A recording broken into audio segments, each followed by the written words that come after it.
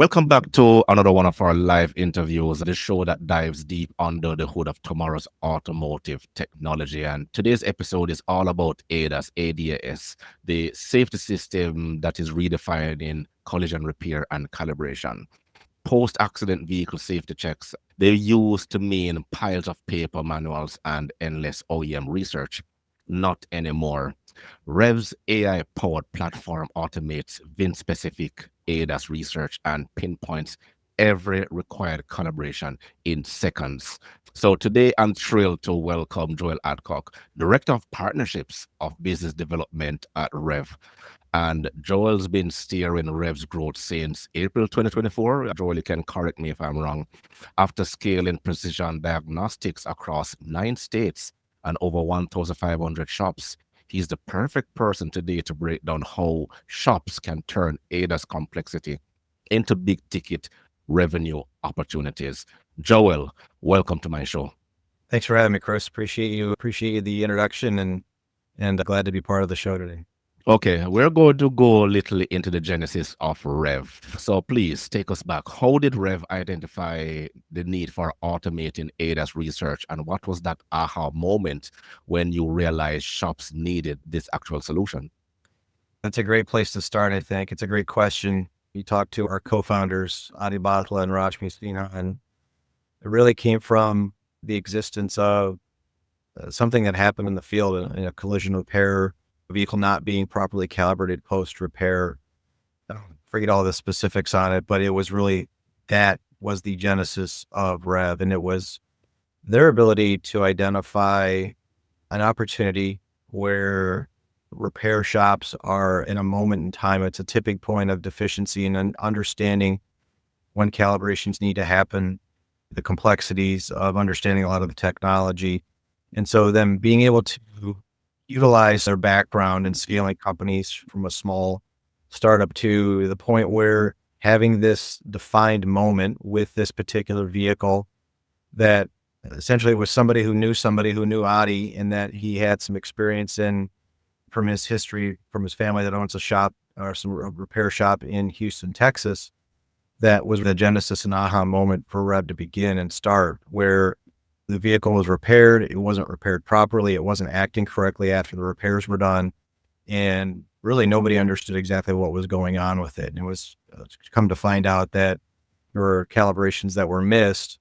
And it wasn't because the shop didn't do the calibrations. They didn't know they even needed to do the calibrations. As far as the vehicle technology continues to evolve, technology continues to get more sophisticated on the cars.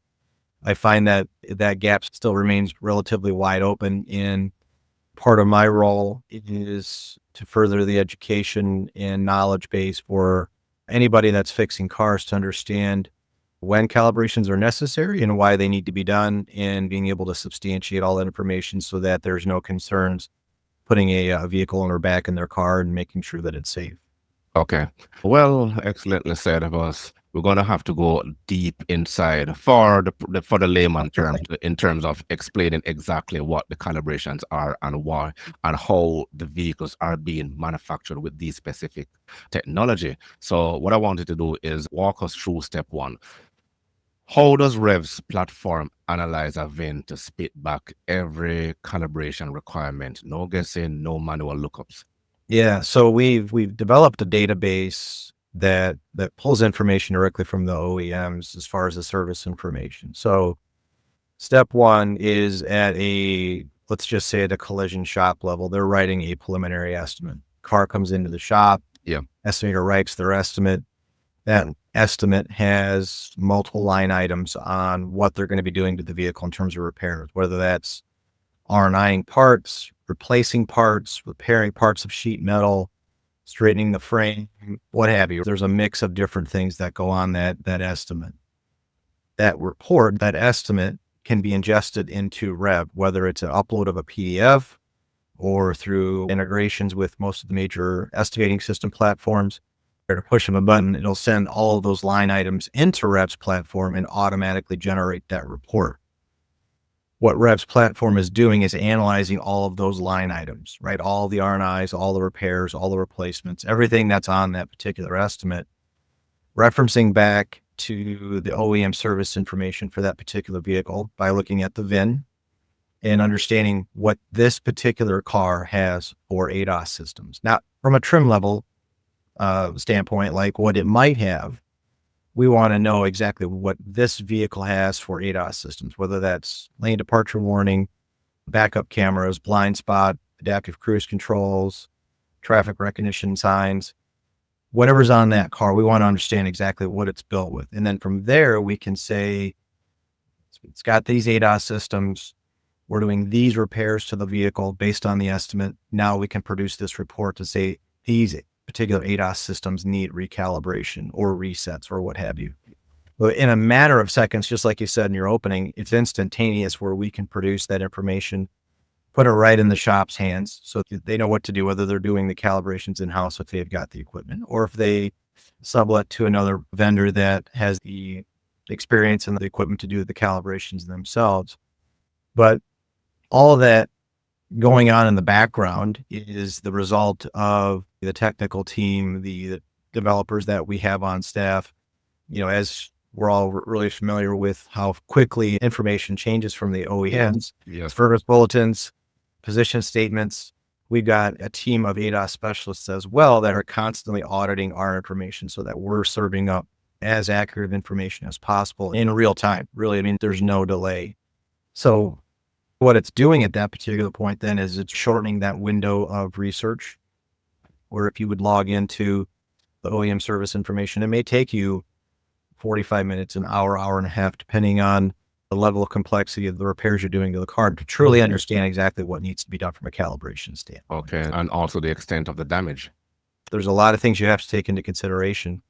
And so it's typically what's been the case is that's been the overlooked part of, I know I've got extensive amount of damage, or even maybe just an R&I of a bumper or replacing a windshield that may trigger a calibration. If I'm not doing that research in the OEM platform or somewhere else, then I don't know that the calibration needs to be done, where now we eliminate all of that in terms of providing that information in a matter of just a couple of seconds. And it's right there on your fingertips, tells you exactly what you need to do, gives you the step-by-step. We provide all the documentation to say, hey, this is why it needs to be done, so that when you submit that to insurance, it mitigates the pushback that might be coming from the insurance company on why did you calibrate this camera. Excellently thought out and planned. The advancement of AI is just basically, I'm just scared about the human element of it. It's all great that we have so much assistance where AI is concerned, but my biggest fear is that it's making our brain cells lazy. I still remember the days of working at the dealership, and you'll go around to the body and collision department. That's what they call it here. In Jamaica, we call it the body shop. And you'll see the body and collision inspector there with his clipboard and writing down everything by line of sight. And then he'll have his repair manual with him and then trying to go through everything. But he has to be thinking meticulously outside the box to get that done. Fast forward 20 years later, and here we are. So my other question is, what's really under the hood? Are you leveraging LLMs? Are the OEM data feeds? Or is it both information that you're gathering based on Revv's assistance? That's a great question. It's a combination of both. It's the inputs that we get from our outside resources, even from our customers, saying, hey, we maybe found a better link of information here that is more accurate or more updated. So it's the inputs of the reports that we get from our customers on a day-to-day basis. We run anywhere between 5,000 to 6,000 reports or bins through our platform daily. So as we think of like how AI works, the more information that AI can gather and understand, it starts to create better, more intelligent decisions on the outputs based on the data input. So that's part of the equation as well. And then obviously, like I said too, we are referencing information directly from the OEMs so that we've got the most up-to-date position statements, service bulletins, we're auditing those things. So it's a combination of different things that, all the things that Revv can do outside of the ADAS identification. There's a lot of different features and functionality that Revv can provide for a shop to use to help manage the workflow. The most important piece of it, though, obviously, is that ADAS identification side of it, where if that's not working correctly, or if it's inaccurate information, or there's a lack of trust, or there's some resistance there because of information not necessarily being the most accurate, that's going to be a detriment to our customers at that particular point. So it's really important and critical that that information is really accurate. And that's why we've got the different ways that we manage all of this information. Yeah, actually makes a lot of sense. The integration can actually make or break the shop's adoption. So the other question is, how does Revv hook into like CCC, Mitchell, Autotex, and other estimating platforms to generate calibration reports automatically while text quote jobs for their respective customers? Yeah, that's a great question. So the big piece, like with CCC, which is really by far and away the market share leader for an estimating platform, they've got an environment called Secure Share, where it's an open-ended API that you can connect to.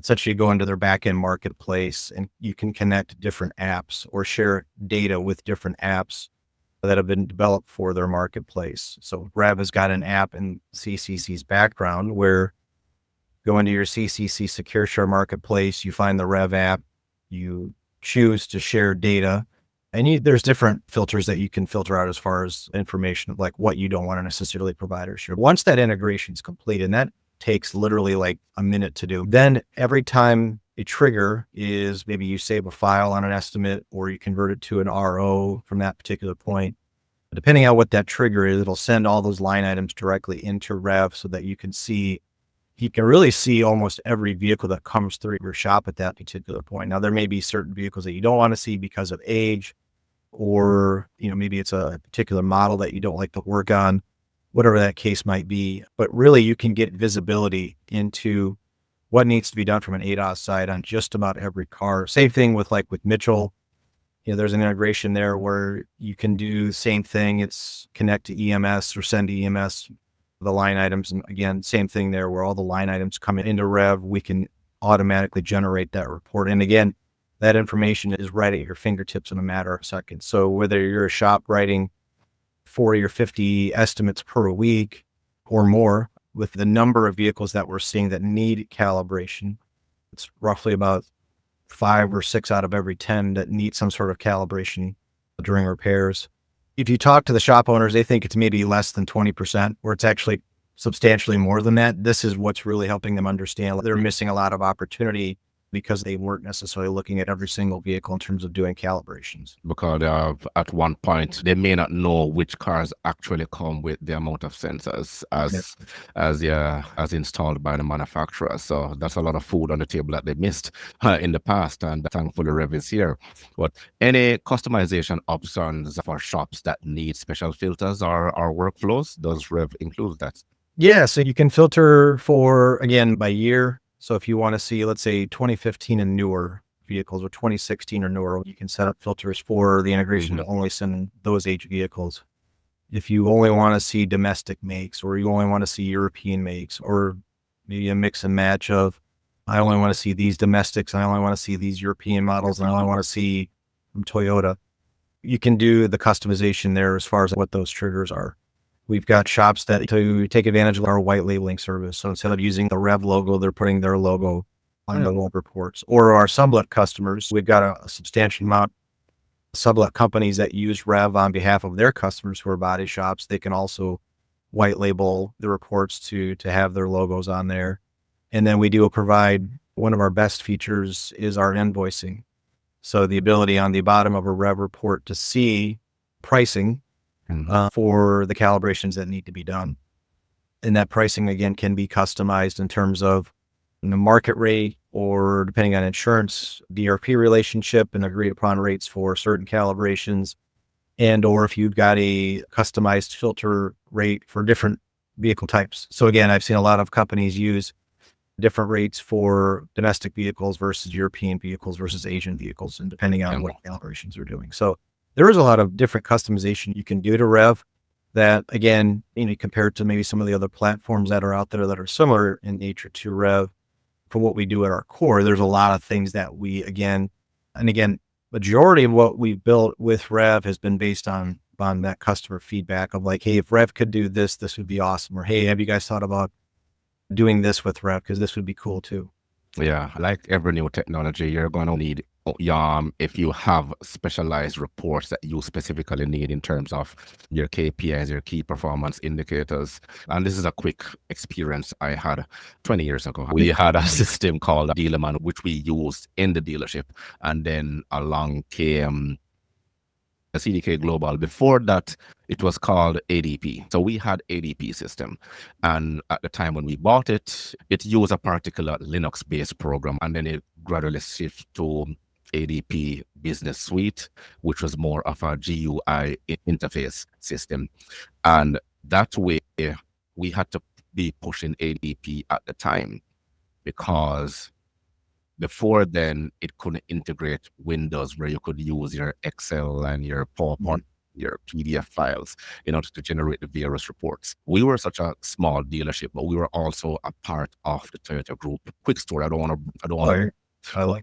Because of the immense pressure from our head office in Japan at the time, they were able to push ADP to integrate a lot of the software that we use, especially in parts department, because we want to see the performance indicators, the breakdown in terms of your customers, your line items, your slow moving, your fast moving. And what we used was ABC analysis. So why I say all that, based on what you're saying right now, is that your Revv system is now able to assist your customers in terms of their customization and what they need in order to help their shop and their businesses perform very well. If you don't have a particular area within the software that you're promoting, then you're going to be left behind. So you explaining all of that, because I have the experience, I am able to understand exactly where you're coming from. And it's got to know that at least the system is always adapting and moving forward to facilitate their customers as much as possible. We're going to go a little bit into the money part, because, the insurance companies getting paid for calibration is very, very critical.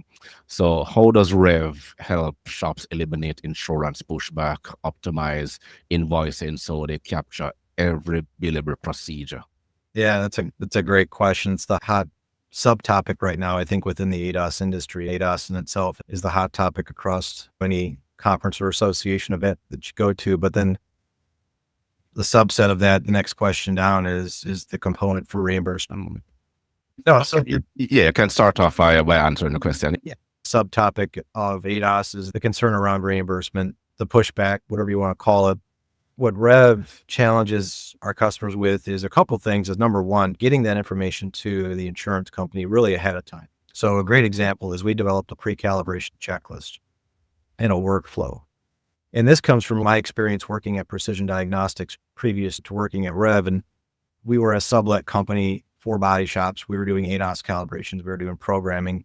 And the big concern that I always hear when I would go out and visit shops is like, we just don't know when to call you guys. Or when's the best time to start having the conversation with the insurance company? So we really looked at, well, don't send the invoice to the insurance company. We'll send it to the insurance company at some point, obviously, but don't do it when the car's gone. Don't send it when the car's already left your facility. You've got a sublet invoice for $1,000 for calibrations. Surefire way to get that phone to ring from the insurance adjuster to say, hey, we're going to have to talk about that sublet bill. What we really challenge our customers with is, at the moment when the vehicle gets dropped off, you do your pre-scan, you do your pre-wash, you start to tear the vehicle down, do your blueprinting, really get a good idea of what additionally you need to write on your supplement for additional repairs, and going back to, again, whatever you need to R&I, repair, replace. Now run your Revv report, right? You've got a really good idea of everything that needs to be done to the car from a repair standpoint. Here's where you're going to get those additional line items into Revv, where you can rescrub Revv's, in Revv's platform, generate your Revv report, gives you everything you need along with the pricing. Add that to your supplement before you send that locked supplement up to insurance in particular time. And here's why. You get that pre-approval way ahead out of time, way ahead of the game. Or if it's that, well, we need to understand exactly why you need to do the lane keep assist on this. We don't necessarily understand it. Well, here's the documentation. You've got the vehicle in your shop. It's in process, right? It makes for a more fluid conversation with the insurance company. And then the ultimate result is that they do want to provide some pushback. They don't want to pay for the calibrations. Well, now you can get the consumer involved and say, hey, Mr. or Mrs. Vehicle owner, We're working with your insurance company. They have some concerns about doing some of the required calibrations on your car. We want to talk to you about like why these are important and Mhm. options are here. If the insurance company ultimately declines to pay for the calibrations that are required, anybody listening out there, my hope is that you're still doing the calibrations, whether you're getting paid for them or not, simply because it's important for safety. And again, going back to like what we would offer at my old company was like, if you don't get paid for it, we're not going to bill you, but we're still going to do it because it's safety. And I've got to Yeah. be able to put my head on a pillow at night and feel good about it. But so that's one thing that we really work with our customers on is preparation, get pre-approvals. Don't wait until the car's gone to now send your subletter invoice. Second to that, obviously, is documentation, which is the most important piece of like why something needs to be done. Again, we're referencing information from the vehicle service manuals, directly from OEM service information, language from the OEM saying why something needs to be done. And then we also provide within the Revv report one-click position statements. And that's again directly coming from the manufacturer as to if it's the R&I of a front bumper and the vehicle's equipped with a forward-facing radar that's behind that bumper, that radar needs to be recalibrated. There's no question about it. It's coming directly from the OEM. And so ultimately, again, if the insurance company is deciding that they don't want to necessarily pay for those things to be done, you've got documentation there in your hand that you can go to the consumer and say, hey, this needs to be done. This is why. It's not coming from us as the shop. We're coming from this platform from Revv. It's coming directly from the OEM. We're just that channel of information for them to be able to pass that along. So it's not common, I don't think necessarily that there's pushback from the insurance. I mean, it may be more of just the price itself, maybe a little bit inflated or too high, depending on where you're at. But more times than not, and we've had conversations with insurance companies, they want the cars to be fixed correctly. They want to pay for what's needed within reason. There's hope. I know. That's why I was laughing because I mean, from persons who have dealt with the insurance companies, well, we know, and we're not going to beat upon them. They have their bottom line to think about as well. Exactly. And everyone is in business to make a profit, but at the same time, we have to think about the customer, which is the person in the middle and who just wants to go about their business. But we have to look at both ends of the spectrum right here. And platforms such as yours is actually making a big difference. You've teamed up with Auto Distributor Triad. And what do partners bring to the table, and how does that end-to-end solution empower technicians on the floor? That's a great question. So we've got a lot of our team is based out of New York. We've got a few folks that work remotely. Part of like what the opportunity to work with partnerships they have teams of people out in the field that are actually visiting the shops on a day-to-day basis. They're actually spending time within the shops. You think of like when you buy a laptop at your local computer store or Best Buy, that's the hardware piece, but to get the hardware to work correctly, there's the software component. And that's sort of that marriage between hardware and software. And we see a lot of opportunity, a lot of synergy there. So when we partner up with certain distribution companies or distributors, it's not necessarily that they're just selling hardware to the shops. It's more that they're providing a value add service to the shops as well, whether that's post-sale support, training, setup of equipment, maybe all of those things combined. So we see a lot of value in that because, if a shop is actively looking at bringing in ADAS in-house to do maybe a certain percentage of calibration, whether that's 50 or 60%. I've walked into plenty of shops that had a pallet full of ADAS equipment sitting in boxes in a corner collecting dust because they went to a trade show or they went to an event or SEMA. They talked to a vendor, they got sold equipment, and literally it's no different than like an Amazon delivery. It shows up at your doorstep. Yeah. And it's on you To put it together. Some assembly required, right? So we want to make sure that if shops are ambitious with wanting to bring ADAS in-house, there are some really great companies out there that are representing these brands. They're really helping them get the equipment out of the boxes, get it set up, get trained.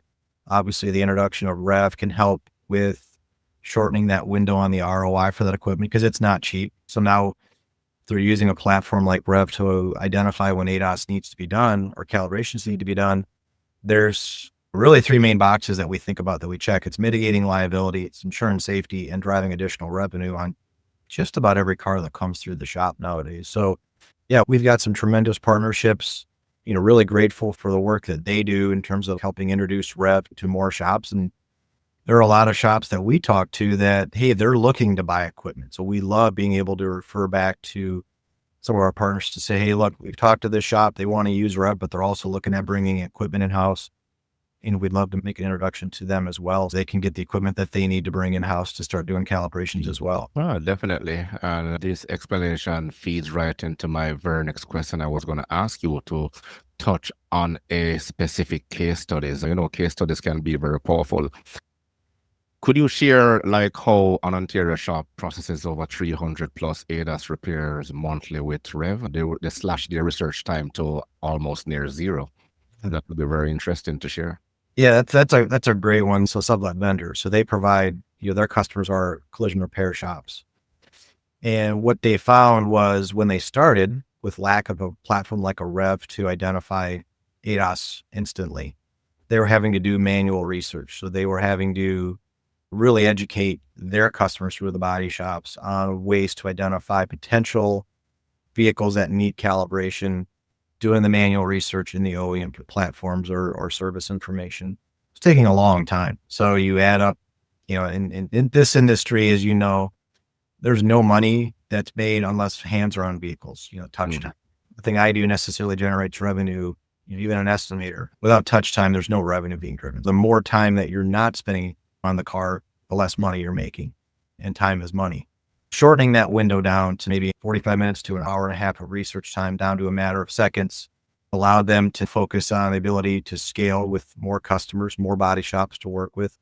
And they saw pretty quick growth in terms of like, hey, now we've got more time to talk to more shops, to sell more of our services into, basically, and bringing Revv along with that. Well, how do you guys know when calibrations need to be done? Well, you send me your estimate, I load it into Revv, and I can tell you exactly what needs to be done in a minute or seconds. And the light bulbs go off in their eye, and you can see that. The case study you're referencing, that's a great example of looking at a manual process, going to an automated process, essentially, and then being able to scale their business as a result of using a platform like Revv. It's been very instrumental to them. It's been great to watch in terms of how they've gone from just a few cars per week to well over 300 a month now, and they continue to grow and flourish. There's also the curse of getting too big too fast. Hopefully it doesn't. You gotta be very, very careful. And hopefully it works out better for them. But there's also there's always more room for potential growth. The other thing is, what ROIs, which is a return on investment, can shop owners realistically expect in the first 3 to 6 months of acquiring Revv? Great question. Revv itself is relatively inexpensive. It's a subscription-based model, essentially curve in. In most cases, one vehicle will get you your ROI back on the cost of Revv.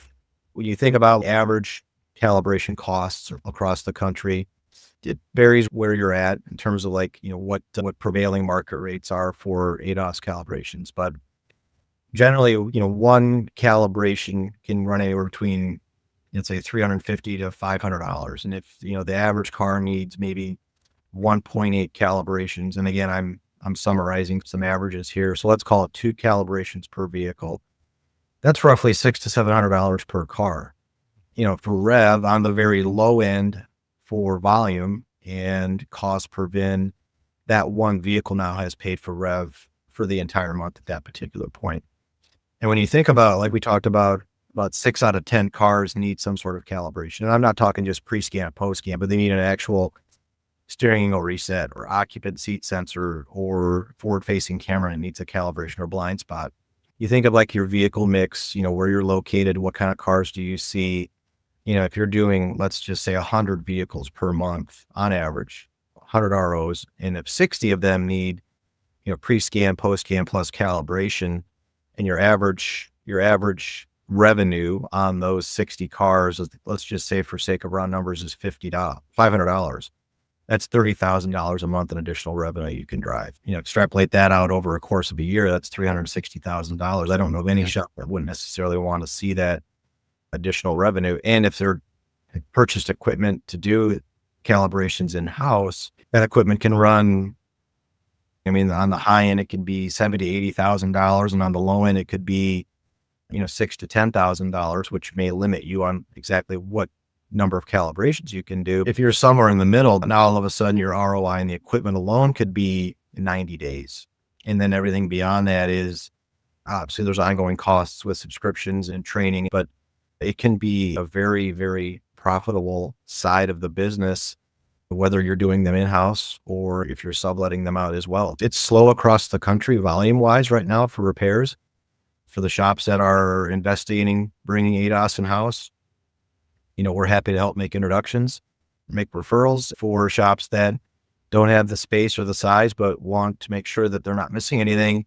We work with sublet vendors all across the country and happy to make, referrals from that standpoint too, just to make sure cars are done properly and done safely. Most importantly, the cars have insurance. Quoting those numbers ain't cheap. And it's very important for everyone to be driving around with insurance, especially with today's modern cars, because if you don't have it and something should happen, then going out of pocket is going to be really, really expensive. But where ADAS calibration is headed, is it fully automated based remote diagnostics or predictive maintenance? That's a great question. So there was a study done by a group out of here in the Midwest. They worked with a company out of Ohio that does a lot of research and development on not just safety systems, but all like vehicle dynamics and how vehicles operate. And their study was on I believe it was a 2022 Nissan Altima that had 13,000 miles on it, no service record other than like oil changes. That was it. So no damage to the vehicle. And they did a study where the vehicle was equipped with a forward-facing camera, right? So for emergency braking and for collision avoidance. They did the study with no calibration, what the result would be. With an improper calibration, it manipulated the calibration targets and got it to pass, but it wasn't necessarily following OEM specific information. And then a proper calibration. And again, this is kind of the predictive maintenance or preventative maintenance. I see this being something potentially where I don't know if it'll be regulated or mandated necessarily. I mean, there is FMVSS 127 coming down in 2029, I believe, or 2027, where automatic emergency braking will be required on every vehicle manufacturer at that point. Yeah. And this study played right into that and again, no maintenance, 13,000 miles, 3-year-old vehicle with no calibration. The results were not good. It actually hit the target. With an improper calibration, the vehicle engaged the automatic emergency braking, but not necessarily as expected. And doing it repetitively or multiple times, the results were mixed, where it was a positive result where there was no impact. And there was also times where it was a negative result where there was an impact. And then doing the proper calibration, results were as expected. There was no impact with the target walking across the street. So that was pretty eye-opening to me. I lived in California for a period of time, and California is an emissions state where to pass your registration for the next year to complete your registration, your vehicle, if it was a certain age, had to pass a smog test. I don't know if that'll necessarily be something in the next few years that we'll see more of. Certainly could be. I mean, I think there may be additional research and development that comes into play, like, hey, is this something we actually need to take into account? Because I live here in the Midwest. Roads are notoriously not the best. There's potholes. You thought of those radars and things. Yes. Shift and move. You're constantly going off. Yeah, I mean, start thinking about a degree off at a foot out in front of the vehicle is not that big of a deal. But if a radar's looking a degree off 300 feet, that's off to the side of the road. Now it's detecting a fence post or a person, and it's fire hydrant, whatever it might be. Now, is it potentially going to create a hazardous situation because it's detecting an object, because it's not looking in the right spot? But yeah, and it can be distracting. Yeah, it very much so. So, I don't think that we're going to get to a point where every calibration is going to be, a dynamic calibration or the vehicle relearn has occurred. I think static calibrations will still be part of the mix in terms of how vehicles are calibrated. But it is an interesting conversation to have. Preventative maintenance will include, I'll give you a really good example. I had a 2019 Volkswagen Atlas, and my tire rotation, oil change, and a 4-wheel alignment. And they made adjustments on my vehicle to thrust angle during the alignment which triggered 4 calibrations. Now, the shop that I had the work done at had no idea that stuff even needed to be done. Did my vehicle react differently afterwards? Not necessarily, but it only takes one car to all of a sudden cause a huge problem out on the road, depending on where they're driving in the surrounding environment. So it's something definitely to keep an eye on. As you just explained. The other question is, how is Revv preparing for the next gen sensors like LiDAR or software-defined vehicles? That's a great question, because it's amazing how. So I did a podcast with a gentleman that actually worked for a company that developed a lot of the technology for the OEMs, for the radars and the sensors and cameras. And he was kind of giving me my question to him was like, well, how long does it take for technology to get on a vehicle in terms of when a radar is now on a car, what's the genesis of when that starts? It's a 7-year window of when initial concept to actually being implementation. So what we're seeing today was technology that was essentially created by the companies like Continental, and there's a few others that in 2018. What we'll see in 7 years is what they're thinking about today and creating their schematics and sort of a logic behind it. So at Revv, we try to 2026 year model vehicles will be starting to roll out here at dealerships pretty soon. We need to be way out ahead of the game, obviously, on understanding what technology's on those cars, what information is part of the service information. Are there any updated position statements? Are there updated service bulletins? What can we get our hands on now that we can start developing and deepening our database as we get into cars next year?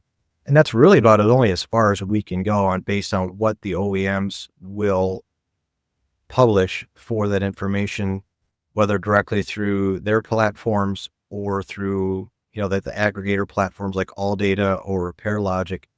So it's really being reactive in a way when that information becomes available, but then being very efficient on making sure we update that information accordingly in a quick manner, because vehicles can get driven off the lot. And if people aren't familiar with a lot of the different gadgets and technology, I mean, there's a lot of cases I've heard of folks have had the car for less than a week and they've already had an accident with it. Yeah.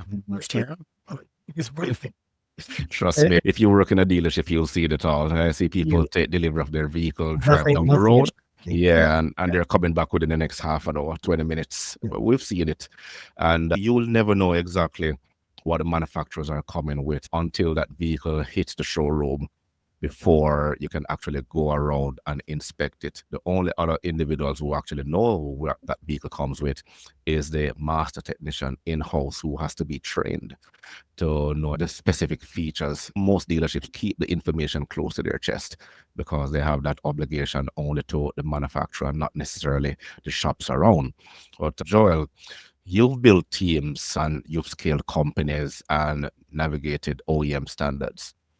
What's your top tip for shop owners and collision centers? I think the top tip I try to give people is, continue to network, collaborate, use more resources, embrace technology, get part of your associations, join a 20 group. I think a lot of shop owners that I've talked to, they get so caught up in their day to day and just trying to get cars out the door that the technology moves so quickly in this industry that you can get left behind really, really fast. 90 days is a long time in this industry. 6 months is a long time in this industry, and things can change so rapidly. And I think that's where a lot of shop owners got caught up was, 2018, 2019, 2020, the advent of additional ADAS technology continued to permeate into more cars. And it was, it's I reference like a game of Tetris. When it gets close to the end and things are moving too fast and can't make the pieces fit anymore, you just kind of throw your hands up and you go back to maybe old habits, which maybe aren't necessarily always the worst, but you're not adapting to the technology and it's not going to change. And so we host different co-hosted events that we use with some of our other partners as ways to take one day where we invite shops in into a specific market, and it's some education, it is some live demonstrations of calibrations, but if nothing else, it's to get shop owners, whoever's part of the shop that wants to participate, to come in and network with other people of like minds, right? So it's continuing to deepen those connections, collaborate with your peers, talk to industry representatives. I'm not an expert by any stretch, but I've got a wealth of people that I know that can help answer a lot of questions on reimbursement, liability, proper repairs and equipment and all these things that are on top of mind. So, and don't be afraid of things like AI.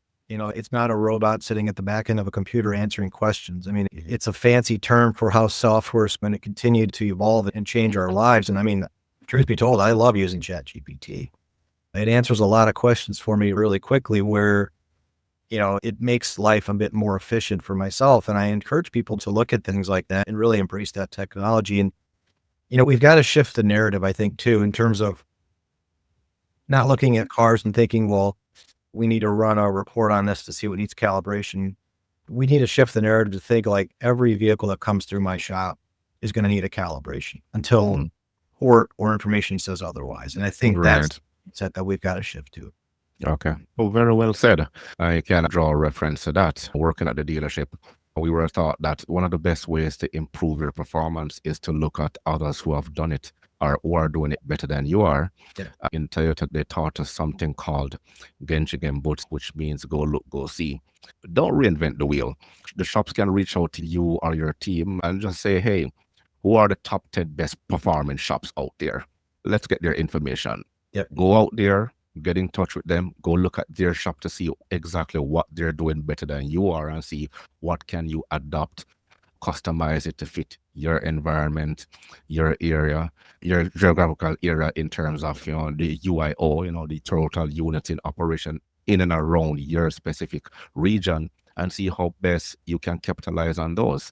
I don't know why a lot of people are shy in business these days in terms of trying to, look at the guy who has been doing it successfully and just try to not copy everything that he does, but at least it will help you to improve your key performance indicators, and it will make everyone look good, because if you're looking good, Revv will look good, and everybody else that's using the technology will also look good. And at the end of the day, it's customer service management and pleasing that customer, that they know that they came to you for a service and you were able to fulfill that service. So huge thanks to Joel Adcock for sharing those valuable insights. Revv isn't just saving shops, it's unlocking an average of $1,250 per jobs in billable ADAS services and turning complexity into a competitive advantage. If you're a shop owner or a technician who's tired of manual research and insurance headache, head to revhq.com and request a demo. Get ahead of the curve on post-accident safety and boost your bottom line. Joel, where else could you share with our viewers, our listeners, the information where they can get in touch with Revv? Yeah, so revhq.com is our website. You can schedule a demo there or request a demo. We're all over social media as well in terms of Facebook and LinkedIn. We host our own podcast. We launched our own ADAS community. It's the ADAS Powered Community. I think if you search for it, you can find it, join the community, collaborate with other individuals from the ADAS industry. We host a lot of different webinars and events on there. And as well as you can get in contact with me anywhere on social media, and happy to help facilitate a demo, how Revv works. And as always, we always offer a free month for our customers to try Revv out and sort of kick the tires and work with our team on getting it set up appropriately, and hoping we can show a lot of value through there. Appreciate it. Okay, and there you have it. Joel Adcock. I'm Chris. It has been a pleasure. Drive safe, and I will catch you in the next episode. Thanks, Chris.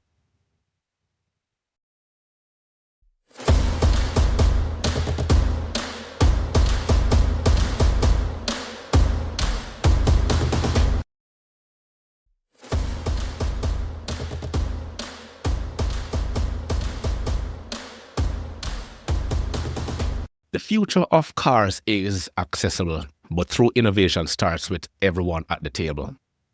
Automakers keep talking about the future of mobility, but let's be